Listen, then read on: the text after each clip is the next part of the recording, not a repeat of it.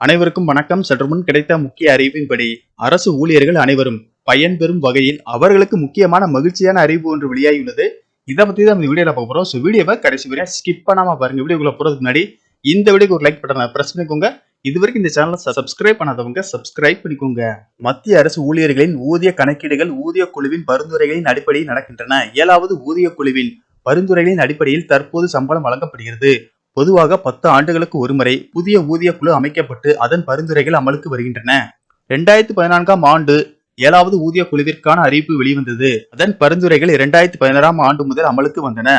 அந்த வகையில் 2026ஆம் ஆண்டில் அடுத்த ஊதிய குழுவிற்கான பரிந்துரைகள் அமலுக்கு வர வேண்டும். மத்திய அரசாங்கம் புதிய ஊதிய குழுவிற்கான ஆயத்த பணிகளை தொடங்கிவிட்டதாக வட்டாரங்கள் தெரிவிக்கின்றன. எனினும் அரசாங்கத்தின் சார்பில் இன்னும் இதற்கான அதிகாரப்பூர்வ அறிவிப்பு வரவில்லை. ஜூலை 23ஆம் தேதி நிதியமைச்சர் நிர்மலா சீதாராமன் இந்த நிதியாண்டுக்கான பட்ஜெட்டை தாக்கல் செய்ய உள்ளார். இதில் 8வது ஊழிய குழுவிற்கான அறிவிப்பு வரும் என்று பெரிதும் எதிர்பார்க்கப்படுகிறது. JCM செயலர் சிவகோபால் மிஸ்ரா 8வது ஊதிய குழுவை வலியுறுத்தி அரசாங்கத்திற்கு கடிதம் ஒன்றை எழுதியுள்ளார். 8வது ஊதிய குழு அமலுக்கு வந்தால் 9 லட்சம் அரசு ஊழியர்களும் 68 லட்சம் ஓய்வூதியதாரர்களும் பயனடைவார்கள். 8வது ஊதிய குழுவினானது பிக்மென்ட் ஃபேக்டர் 3.68ஆக அதிகரிக்கப்படும் என்று ஊழியர்கள் நம்பிக்கை கொண்டுள்ளனர்.